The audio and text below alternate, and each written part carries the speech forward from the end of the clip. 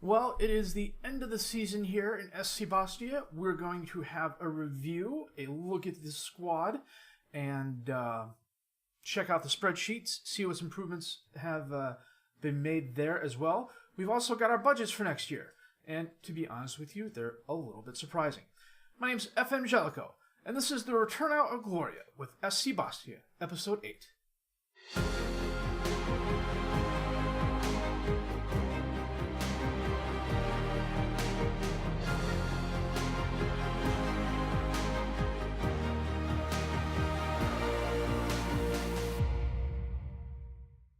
Well, and this is the best 11 for the year. I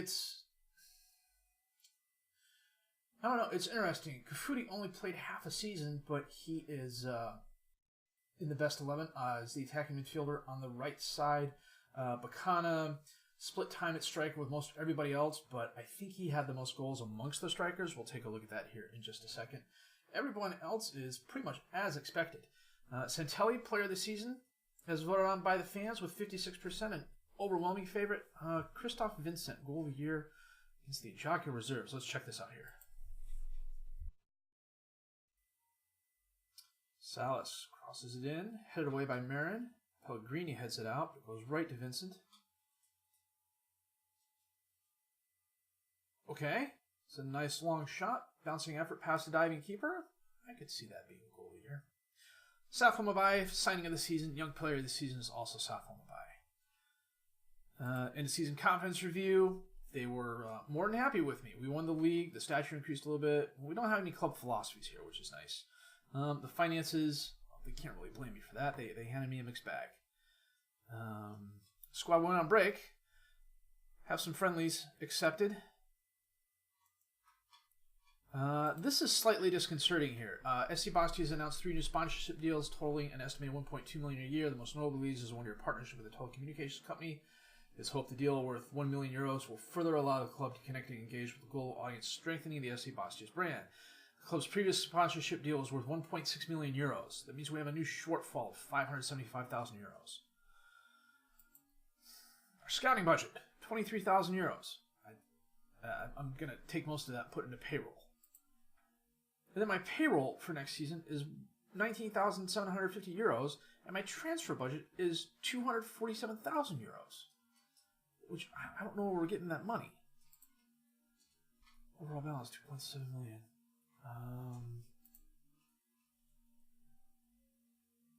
We took out another bank loan?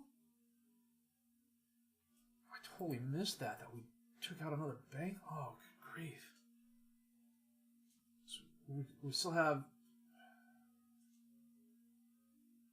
Well, okay, I guess it's okay. The big payment's going to come off next year. Everything else is... Okay, I see how we got that money then. Take a look at the squad here. They are all on vacation, but we can still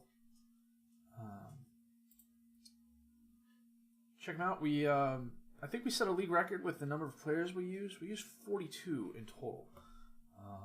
Although, to be fair, a lot of them were the one-offs from the under-18s that got the senior start. Florian Adriani, most appearances with 30, 6.97 overall rating. Best average rating for the season was Benjamin Santelli with a 7.55. He also had 11 goals, 10 assists, 5 players in the match. Ludovic Genest, 15 goals, 11 assists, 2 players in the match. Bacana, 8 goals, 2 assists, 3 players in the match. That's why he was on the best 11. Christoph Vincent, solid season, 6 goals, 6 assists, 5 players in the match. You know, some pretty solid performances all around. If you look at our... don't really like I put the starting 11 up here. Is just show the senior squad, and these are all the guys who got the vast majority of the starts, it looks like, and almost all of them were 7.0 or above on the ratings. Players of consequence that we're losing. Sofian Ben Bram was our lone player, and everyone above him is going to be leaving. I keep trying to sign Nicholas Midori. He doesn't want to sign. He wants to move on for more first team playing time. Pretty much everybody else they're either too old or they've declined. And let me show you that here. Well, in an effort to cut down on the glare and make it a little bit easier on the eyes, and wearing the Thames FC shirt while I was recording this is probably a bad idea. I had to change the backgrounds a little bit. This was the squad in January. Because I didn't play very many games throughout the rest of the year, I didn't take a snapshot in May. I was going to take one at the beginning of May, but I decided not to because the season was going to end. So I took one right as the season ended. And this is the team in June. Oddly enough, Stephen Hagay had the most improvement between January and June, and he's 38 years old. Initially, when I did this, somehow I transposed the agility and balance, and like this whole thing just ended up being a complete mess. It took me a second to figure it out. Ignore the squads over here because I forgot to export them out by squads last time. This time I just exported the whole thing. You know, the players that I would have expected to really improved quite a bit have actually improved quite a bit. And to highlight that, I've got another tab on here. This is the squad comparing the June 18 final numbers to the June 19 final numbers. So as you can see, a lot of the older guys, they fell off in acceleration, they fell off in agility, pace, and stamina. Even though like a guy like Steve improved almost everywhere else, however incrementally. Ignore the Christoph Vincent stuff because I can't remember what those first ones are, but he probably got a little bit better in there, but he didn't make any improvements anywhere else. Safwan Mbaya, as you can see, really improved in a couple of key areas, including the decision-making. His physicals also went up by a decent margin. His strength went up by at least 2. Louis Balmont, who is well, he's not going to be on the team after this year. He fell off. Sofiane Bell had the most improvement, at least in all the categories. If I was to count them up here, he improved in at least 18 categories. He's gone down 2 in his stamina, though, and I'm not quite sure why. I don't know if that's injury-related or not. If I had the time and the energy and the know-how, I could go through and figure out the comparisons, you know, in terms of plus-minuses. That's something to do in the future. I've got a lot of my youth players really, really improved. Jean-Marc Parent, Frank Diallo, Shade Masudi. You know, these are guys who are going to get more playing time this year.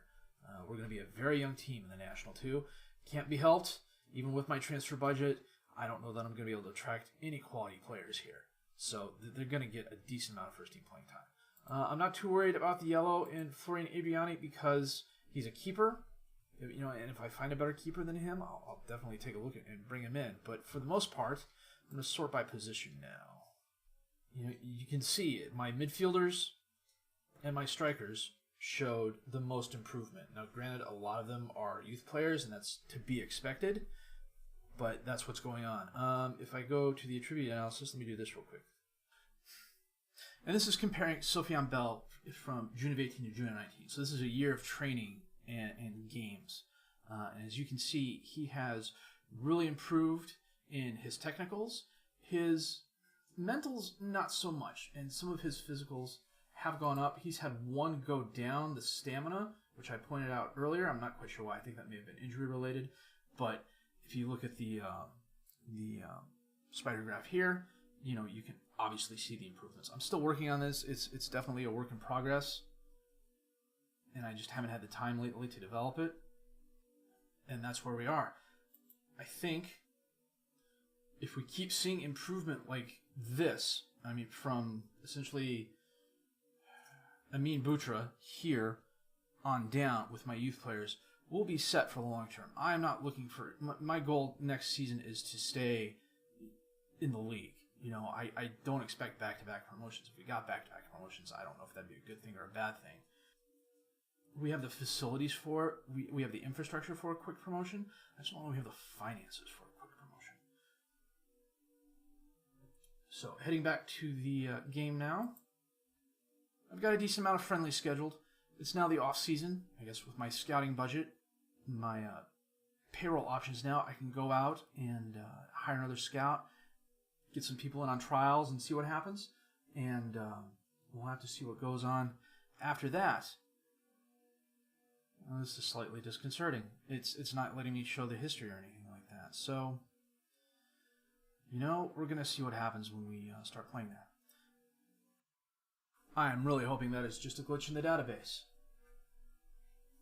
And I'm pretty much going to call that an episode here. If you have any questions, comments, criticisms, leave those down below. I'll answer them as fast as I can. Any suggestions, hints, tips, and tricks I can use on the database, let me know. Anything you'd like to see on the database in terms of player comparison and the like, let me know, and I'll see what I can do next episode. If you liked what you've seen and heard, please leave a like, subscribe to the channel for more content.